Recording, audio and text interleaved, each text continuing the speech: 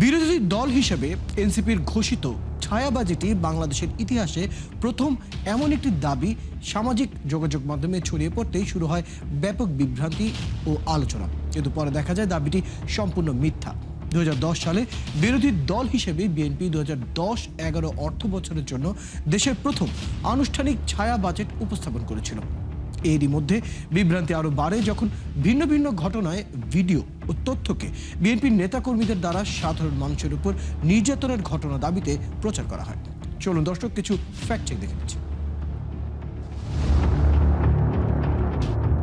জাতীয় নাগরিক পার্টি এনসিপির বিরোধী দল হিসেবে ঘোষিত ছায়া বাজেট বাংলাদেশের ইতিহাসে প্রথম এমন একটি দাবি সামাজিক যোগাযোগ মাধ্যমে ছড়িয়ে পড়ে। এমন দাবিকে ঘিরে কমেন্ট সেকশনেও ব্যাপক আলোচনাও দেখা যায়। কিন্তু রিউমার স্ক্যানার টিমের অনুসন্ধানে দেখা যায় এনসিপির ঘোষিত ছায়া বাজেটকে বাংলাদেশের ইতিহাসের প্রথম ছায়া বাজেট হিসেবে প্রচার করা হলেও দাবিটি সঠিক নয়। 2010 সালে বিরোধী দলে থাকা বিএনপির পক্ষ থেকে তৎকালীন চেয়ারপারসন খালেদা জিয়া 2010-11 অর্থ বছরের জন্য দেশের প্রথম আনুষ্ঠানিক ছায়া বাজেট উপস্থাপন করেছিলেন। পরবর্তী 2011 ও 2012 সালেও বিএনপি একইভাবে ছায়া বাজেট ঘোষণা করে। ওদিকে ফ্যামিলি কার্ড চাওয়ায় এক বৃদ্ধের উপর ছাত্রদলের নেতাকর্মীরা হামলা চালিয়েছে এমন দাবিতে সামাজিক যোগাযোগ মাধ্যমে প্রচারিত ভিডিওটিও সম্পূর্ণ বিভ্রান্তিকর। অনুসন্ধানে দেখা যায় ভিডিওটির সঙ্গে আলোচিত দাবির কোনো সম্পর্ক নেই। ভিন্ন প্রেক্ষাপটের একটি ঘটনাকে রাজনৈতিক হামলার ঘটনা হিসেবে উপস্থাপন করে ভুল তথ্য ছড়ানো হয়েছে। মূলত এটি ফরিদপুরে মাদক কারবারে জড়িত থাকার অভিযোগে এক ব্যক্তিকে নির্যাতনের ঘটনার ভিডিও। একইভাবে জমি দখলে ব্যর্থ হয়ে বিএনপি নেতা রুহুল আমিন এক কৃষককে নির্মমভাবে নির্যাতন করছেন এমন দাবিতে ছড়ানো ভিডিওটিও সম্পূর্ণ মিথ্যা। ভিডিওটির সঙ্গে জমি দখল বা কোনো বিএনপি নেতার সম্পৃক্ততার সম্পর্ক নেই। মূলত লালমনিরহাটে কালীগঞ্জে চুরি হওয়া মসজিদের মাইক কেনাকে কেন্দ্র করে স্থানীয় সালিশ বৈঠকে এক ব্যক্তিকে মারধরের ঘটনার ভিডিওকে এই দাবিতে ছড়ানো হয়েছে। গুজব এখানেই শেষ নয়, আরও আছে। সামাজিক যোগাযোগ মাধ্যমে এনসিপির কয়েকজন নেতাকে ইরানের জার্সি পরিহিত অবস্থায় দেখানো একটি ছবি প্রচার করা হয়েছে। ছবিটিকে ঘিরে 61,000-এর অধিক মানুষ প্রতিক্রিয়াও জানায়। কিন্তু ছবিটি বাস্তব কোনো আলোকচিত্র নয়, এটি কৃত্রিম বুদ্ধিমত্তা বা এআই প্রযুক্তির সাহায্যে তৈরি।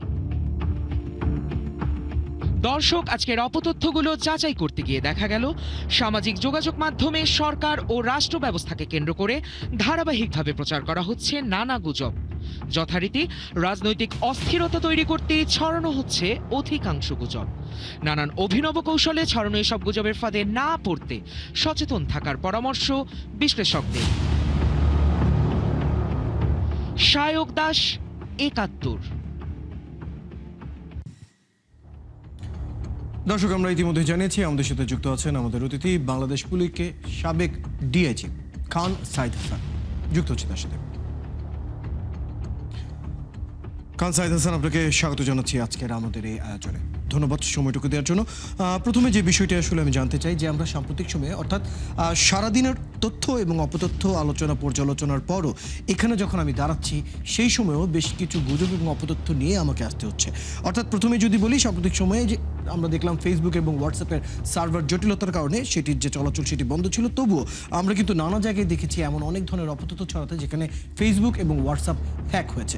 এই যখন পরিস্থিতি, আমরা শুধু এখন না, গত 2024-25 বছরের যদি হিসাবটা আমরা টানি, এআই থেকে শুরু করে ডিফেক্ট থেকে শুরু করে নানা ধরনের তথ্য এবং অপতথ্য রয়েছে যা পরিকল্পিতভাবে ছড়ানো হয় যাতে মানুষের মাঝে অস্থিতিশীলতা তৈরির একটি চেষ্টা থাকে। এই যখন পরিস্থিতি, আপনার কাছে জানতে চাই এই যে অপতথ্যগুলো এবং গুজবগুলো সেটাকে কিভাবে দেখছেন, কি মতামত বিষয়টা নিয়ে আপনার? ধন্যবাদ আপনাকে এবং আপনার মাধ্যমে 71 টিভির শ্রোতাদেরকে। আপনাদের এই প্রোগ্রামে আমাকে এর আগেও কয়েকবার আপনারা এনেছেন, আমার মতামত চেয়েছেন। আমি মতামত যতটুকু আমার ক্ষুদ্র বুদ্ধি থেকে দেওয়ার চেষ্টা করেছি, আমার অভিজ্ঞতা থেকে দেওয়ার চেষ্টা করেছি। এই যেগুলো বলছেন এগুলো সবই কিন্তু ক্রাইম, সাইবার ক্রাইম, অপরাধ। একটা উস্কানি, মানে অপরাধের ভাষায় যেটা উস্কানি দেওয়া, একটা মানুষকে, গোষ্ঠীকে বা কোনো মানুষকে, কোনো সম্প্রদায়কে বিভ্রান্ত করে তাদেরকে উস্কানি দিয়ে একটা অপরাধ কর্মের সাথে জড়িয়ে ফেলা।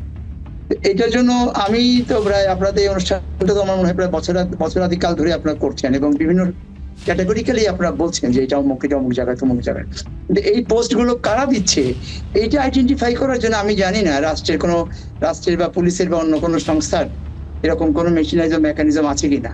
তার কারণ হলো আমরা এখন যেটা করছি সেটা আমরা শুধু জনগণকে বলছি সচেতনতা বৃদ্ধির জন্য, কিন্তু আমাদের ফেসবুক এবং হোয়াটসঅ্যাপে আমাদের যারা বিশেষ করে আমাদের জনসংখ্যার যারা দেখেন তাদের 80% কিন্তু তাদের সুযোগই নাই। তারা গ্রামে গঞ্জে হাটে বাজারে থাকে, তারা দেখেন এটা দেখি তাদের এটা মানে ভেরিফাই করে তাদের মানে জ্ঞানও নাই, সে সুযোগও নাই। তো সেই ক্ষেত্রে আমার একজন ল এনফোর্সার হিসাবে আমার যেটা অভিজ্ঞতা বা আমি যেটা মনে করি যে এরকম যদি যারা এই অপতথ্যগুলো ছড়ায় তাদেরকে 2-4 জনকে যদি আইডেন্টিফাই করে সেভাবে যদি শাস্তিমূলক ব্যবস্থা আনা যেত তাহলে অন্যরা কিন্তু সাবধান হয়ে যেত, সতর্ক হয়ে যেত। আপনি যে কথাটা বললেন, আমি আরেকটা জিনিস আমি আজকে সকালে ঘুম থেকে উঠে আরেকটা জিনিস দেখেছি, সেটা হয়তো আপনাদের চোখে পড়েনি। মদ, সিগারেট, তামাক ইত্যাদিতে ট্যাক্স বৃদ্ধির কারণে এটা কিছু আমাদের দাড়ি টুপিওয়ালা কিছু মানুষদের একটা ব্যানার দিয়ে তারা মিছিল করতেছে রাস্তায় যে এইটা রেগুলার ট্যাক্স বৃদ্ধি কেন করা হয়েছে তার প্রতিবাদে। তো আমি যেহেতু আমার কিছুটা ধারণা আইডিয়া আছে, আমি দেখেই বুঝতে পেরেছি যে এটা ফেক। কিন্তু এটা কয়জন মানুষ গ্রামগঞ্জের আমাদের দেশের যে জনসংখ্যার যে আপনার কনসাসনেস বা তাদের যে শিক্ষা বা যাদের যে সচেতনতা তাদের কয়জন বুঝবে। এই জন্য এখানে এখন দরকার ভাই এটার প্রয়োগ করে এদেরকে আইডেন্টিফাই করে এদেরকে শাস্তির আওতায় নিয়ে আসা। যদি আনা যায় তাহলে দেখবেন অনেকটা বন্ধ হয়ে যাবে। খান সাইদ হাসান, আপনি চমৎকার বলেছেন। এখানে আমি একটু যুক্ত করতে চাই। আপনি বলছেন যারা এই ধরনের অপতথ্যগুলো ছড়াচ্ছে তাদেরকে আইনের আওতায় আনা উচিত। এই যে আইনের আওতায় আনার যে প্রসঙ্গ, সেখানে আসলে মূল বাধা বা চ্যালেঞ্জটা কোথায়? আইনে বাধা রয়েছে নাকি আমাদের যে গোয়েন্দা সংস্থা এছাড়া আমাদের যে পুলিশের সংস্থাগুলো রয়েছে তাদের কি সক্ষমতার জায়গায় আরো কাজ করার জায়গা রয়েছে? বিষয়টি থেকে জানতে চাই। আমি ধরেন প্রায় 15 বছর আউট অফ পুলিশ সার্ভিস। আমি জানি না এদের সক্ষমতা এতদিনে কতটুকু হয়েছে, কিন্তু তাদের মাঝে মাঝে দেখি ওরা তো আইডেন্টিফাই করতে পারে। বিশেষ করে আমরা গত আপনার 24 সালের আগ পর্যন্ত তো আমরা দেখেছি কতজনকে ফেসবুক বা বিভিন্ন জায়গায় পোস্ট দেওয়ার কারণে তাদেরকে আইডেন্টিফাই করে ধরে নিয়ে এসে কত রকম ব্যবস্থা নেওয়া হয়েছে, কোনোটা বৈধ কোনোটা অবৈধ ইত্যাদি ইত্যাদি। সেগুলোর তো আমি এখনো দেখছি না। এই যে আপনাদের ধরেন গত 3 মাসের মধ্যে কি আপনি এই যে আপনারা তো প্রতিদিনই এই অনুষ্ঠানটা প্রচার করে যাচ্ছেন, তাতে করে যদি 300 দিনও যদি আপনার প্রচার হয়ে থাকে, এই 300 দিনে আপনাদের যে প্রচারণা তার প্রেক্ষিতে কি আমরা আজ পর্যন্ত দেখেছি কোথাও যে আমাদের রাষ্ট্রীয় সংস্থাগুলো যাদের এই অপরাধগুলো দমন করার কথা বা আইডেন্টিফাই করার কথা এর মধ্যে থেকে 2-4টা করে তারা ব্যবস্থা নিয়েছে? আমি কিন্তু দেখি নাই। আপনারা দেখেছেন কিনা জানি না। তো এখন যেটা হয়েছে সেটা হলো যে আমাদেরকে যারা আমরা ক্ষতিগ্রস্ত বা আমরা যারা ইফেক্টেড আমাদেরকে সচেতন থাকতে হবে। তাহলে রাষ্ট্রের মেশিনারিজ গুলোর দায়িত্ব কি হলো? তাহলে তাদের থাকা দরকার কি বা রাখারই বা দরকার কি? তাহলে তারা যদি না পারে তাহলে বলতে হবে যে আমরা এই কারণে পারছি না, আপনারা এইভাবে সচেতনতা গুলো ডেভেলপ করেন। এটা একটা, আর না হলে যে আপনারা যেটা করে যাচ্ছেন আপনারা মানে সবসময় বলেই যাচ্ছেন, তাতে করে কিছুটা হলেও হয়তো মানুষের মধ্যে সচেতনতা বাড়ছে এবং তাদেরকে বলা যে আপনারা যে কোনো কিছু দেখার আগে, এই ধরনের কোনো কিছু দেখার আগে আপনারা দেখবেন যে পোস্টটা কারা করেছে এবং তাদের কোনো ভ্যালিড আছে কিনা, অথবা আমাদের যে পরিচিত গণমাধ্যম যেগুলো আছে সেখানকার কোনো পেজ থেকে এটা দেওয়া হয়েছে কিনা, অথবা যদি ফেসবুকে দেওয়া হয় ফেসবুকে তো কিছু ভেরিফাইড ফেসবুক থাকে, আইডেন্টিফিকেশন থাকে, সেখান থেকে দেওয়া হচ্ছে কিনা। মানে মোট কথা হলো যে যিনি মেসেজটা দেখবেন তাকেই এখন স্ক্যান করে নিয়ে দেখতে হবে যেটা সত্য না মিথ্যা, বা তাকে করতে হবে। তো এটা তো তার জন্য একটু ডিফিকাল্ট। ততক্ষণে তো অনেক সময় অনেক কিছু ছড়িয়ে যায়। যেমন ধরেন কিছুক্ষণ আগে দেখছিলাম আমাদের সিরাজগঞ্জে উল্লাপাড়া একটা ঘটনা, ওই একটা মেইলি বিষয় নিয়ে। পরে আমি সেখানে ফোন করলাম, বললো না ভাই এটা এখানকার ঘটনা না, এটা আরেক জায়গায় ঘটনাটা, আমাদের এখানে এরকম কোনো কিছু হয়নি। তো তাহলে বলেন এটা তো আমার মনে হয় না যে এটার মধ্যে কোনো রাজনীতি নাই, এটার মধ্যে অন্য কিছু নাই। এটা মানে এটা শুধুমাত্র ভিউ বাড়ানোর জন্য হয়তো কেউ দুষ্টামিটা করেছে এবং they are very much within the কাজটা করেছে বাংলাদেশ টেরিটরির মধ্যে থেকেই। তো বাংলাদেশের টেরিটরির মধ্যে থেকে যদি করে থাকে তো এইটা ফাইন্ড আউট করে এটাকে লোকেট করা কি এটা রাষ্ট্রের জন্য কি খুব বেশি কঠিন? আপনি একই সাথে আমরা যখন দেখি এই ধরনের তথ্য যারা আসলে প্রকাশ করছেন অপতথ্যগুলো, সার্কাজম নামে নতুন একটি শব্দ যুক্ত হয়েছে এখনকার সময়। আমরা দেখেছি অনেকেই বলেন মজার ছলে বা সার্কাজমের কারণে অনেক ধরনের পেজ আমরা ফেসবুকে দেখতে পাচ্ছি যারা নানা ধরনের ভুল তথ্য বা তথ্যকে তারা বিকৃত করে তারা প্রকাশ করে এবং বলে যে মজার ছলে করা হচ্ছে। এই যে সার্কাজম বা মজার ছলে করা পোস্টগুলো, সেটি সাধারণ মানুষ আসলে কতটা বুঝতে পারে, সত্য বা মিথ্যা তারা আলাদা করতে পারে? এই জায়গাটা থেকে কি কিছু করার সুযোগ আছে? এই জায়গাটা নিয়ে আসলে কি বলার আছে আপনার? আপনি সার্কাজম করতে পারেন, মজা করতে পারেন, কিন্তু সেই মজার কারণে যদি অন্য কেউ ক্ষতিগ্রস্ত হয়, এই জন্য আমরা তাহলে আপনি খুব মজা করে গাড়ি চালাচ্ছেন রাস্তায়, মজা মজা করে গাড়ি চালাচ্ছেন রাস্তায় খুব মানে মানে যেটা আইন বহির্ভূত ভাবে, তাতে করে একজন ক্ষতিগ্রস্ত হলো, আহত হলো, নিহত হলো। আপনি কি বলতে পারেন যে ভাই আমি তাকে কিল করার আমার কোনো ডিডন্ট হ্যাভ এনি ইন্টেনশন, কিন্তু আমি মজা করতে যে তাকে মেরে ফেলেছি, বাঁচতে পারবেন আপনি? তো ব্যাপারটা এরকমই। সেই যে আমাদের ছিল না যে আমার ছোটবেলায় পড়েছি, আপনারা হয়তো পড়েছেন, পুকুরে যে ব্যাংকে ডিল মারতেছে ছেলেরা, তারা বলছে আমরা মজা করতেছি, ব্যাংক বলছে তোমাদের মজা তো আমাদের জীবন চলে যাচ্ছে। তো ব্যাপারটা তো এরকম। তখন তারা মজায় এমন মজা করতে পারবে না যে মজার কারণে অন্য দ্বিতীয় বা তৃতীয় কোনো ব্যক্তি বা সমাজ বা কোনো গোষ্ঠী তাতে করে এফেক্টেড হয়। তাহলে সেটা কি আইনের সংজ্ঞা অনুযায়ী সেইভাবে তারা অপরাধী হয়ে যাবে। মজা করা যায় না কখনো, সমাজকে নিয়ে বা ইয়েকে নিয়ে মজা করা যায় না। মজা তাহলে করে সেই করতে থেকে হবে এই যে যে লাইনটা সেটা- টানা, কোনটা সার্কাসম এবং কোনটা অপতথ্যর মাঝে যে চিকন লাইনটা রয়েছে, সেটা কি আসলে আলাদা করার জন্য আমাদের, আপনি মনে করেন, কোনো ধরনের আইন বা কোনো ধরনের নির্দেশনার কি প্রয়োজন দেখেন?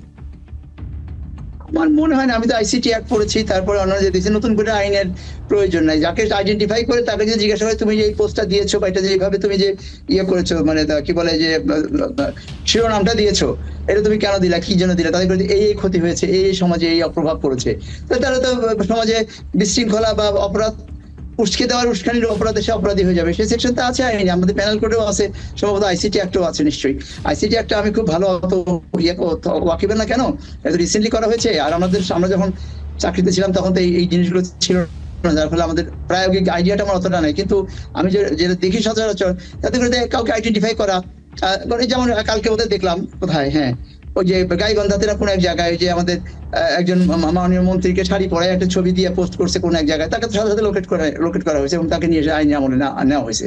তো তাকে পারা গেলে এদেরকে পারা যাবে না, কারণ আমি বুঝতে পারি না এটা কি খান সাইদ হাসান, এই সক্ষমতার অভাব বিষয়টা নাকি নিয়ে- গাফিলতি, এটা কর্তৃপক্ষ বুঝবে। আপনি ঠিকই বলেছেন। এই পর্যায়ে একটু সচেতনতার দিকে আসতে চাই। সাম্প্রতিক সময়ে আমরা নানা ধরনের এই অপতথ্য এবং গুজবের কারণে মব হতে দেখছি, অস্থিরতাও হতে দেখেছি, পরে জানা গেল বিষয়টি আসলে সম্পূর্ণ ভুয়া। এই যখন পরিস্থিতি, মানুষ যখন কোনো একটা খবর ফেসবুক বা ইউটিউবে দেখে বিশ্বাস করে ফেলছে, সেই জায়গাটা থেকে তাদের সচেতনতা বাড়ানোর জন্য আমাদের দেশের আইন শৃঙ্খলা বাহিনী কি কোনো ধরনের কোনো জায়গা তৈরি করতে পারে যেখানে আসলে মানুষ এসে আসলে যে কোনো ধরনের তথ্য যাচাই বাছাই করতে পারে? কারণ একজন সাধারণ মানুষের পক্ষে যে কোনো তথ্য এগিয়ে গিয়ে বাছাই করা বা সত্যতা যাচাই করা, সেটা আসলে সময় সাপেক্ষ ব্যাপার। সেই জায়গাটি কি আমাদের আইন শৃঙ্খলা বাহিনী কিছুটা এগিয়ে দিতে পারে কিনা? অবশ্যই পারে। আইন শৃঙ্খলা বাহিনী যারা আমাদের আছে, বিশেষ করে সাইবার, এখন এক সময় ছিল সবচেয়ে হিনিয়াস ক্রাইম আমরা বলতাম ডাকাতি উইথ মার্ডার, ডাকাতি করতে যে মার্ডার, এটাকে আইনের পরিভাষায় সবচেয়ে হিনিয়াস ক্রাইম ছিল। কিন্তু আমার কাছে এখন মনে হয় এটা এখন সাইবার ক্রাইম দখল করে ফেলেছে। সাইবার ক্রাইম দিয়ে এই চাইতে অনেক হিনিয়াস ক্রাইম করা সম্ভব এবং হচ্ছেও। তো এইটা ধরেন যে সমস্ত আমাদের গভর্নমেন্ট মেশিনারিজ আছে, তার মধ্যে আমি পুলিশকেই বলবো, কারণ পুলিশেরই হলো একমাত্র অর্গানাইজেশন যেটা একদম গ্রাসরুট লেভেলে এদের এদের শাখা প্রশাখা একদম গ্রামে গঞ্জে ছড়িয়ে আছে। এখন এদেরকে যদি ওইভাবে ইকুইপ করা যায়, তো তাহলে তারা এই সচেতনতা, তারা তো কমিউনিটি পুলিশিং করে, তারপর বিভিন্ন মানে শুধু আইন প্রয়োগই করে না, তারা সমাজে মানুষের সচেতনতামূলক অনেক কর্মকাণ্ড তারা করে থাকে। কিন্তু আমি জানি না যে এখন এই জিনিসগুলো, মানে এই সাইবার মানে সাইবারের যে এন্টি যে কাজগুলো, মানে এন্টি ক্রাইম ওয়ার্ক গুলো রিগার্ডিং সাইবার ক্রাইম, সেরকম ট্রেনিং বা সেরকম সক্ষমতা পুলিশের আছে কিনা। হয়তো যতটুকু আমরা জানি আমাদের ঢাকায় সেন্ট্রালি হয়তো কিছু থাকতে পারে, কিন্তু আমার যতটুকু জানা আছে আমাদের থানা লেভেল বা গ্রাসরুট লেভেলে এই জিনিসগুলো নাই।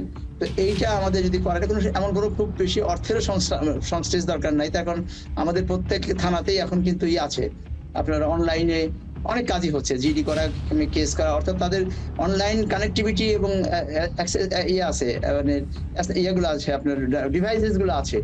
শুধু এখন এই বিষয়ে কিছু একটু একটা আলাদা একটা কর্মসূচি নিয়ে, একটা প্রোগ্রাম নিয়ে, এই সচেতনতামূলক যে প্রোগ্রামটা বলছেন, সেরকম একটা কিছু একটা করলে এটা করা সম্ভব এবং এটা করা উচিত। পাশাপাশি যেটা বলতেছি যে অপরাধ যারা করতেছে তারা যদি ধরা না পড়ে, তাদের যদি বিরুদ্ধে ব্যবস্থা না হয়, কিন্তু এই অপরাধ আপনি শুধুমাত্র সচেতনতা দিয়ে অথবা মানুষকে আপনার ইয়ে করে ওয়াজ নসিহত করে, যেটা যদি এই শব্দটা বলি, যে আপনি এটা দমন করতে পারবেন না। ক্রিমিনালদের সংখ্যা আস্তে আস্তে বাড়তেই থাকবে।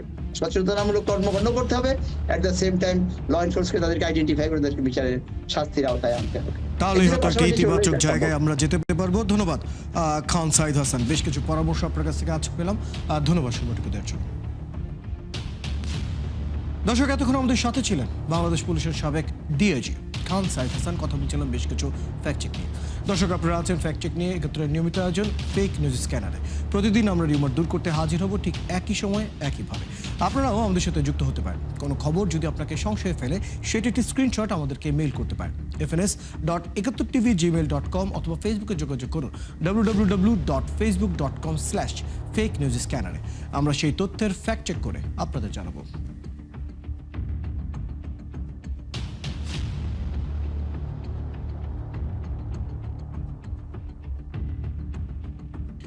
চটকদার শিরোনাম দেখে ক্লিক করবেন না। বিশ্বাস আর প্রতিক্রিয়া জানানোর আগে ফ্যাক্ট চেক করুন। আর থাকুন ৭১-এর সাথে।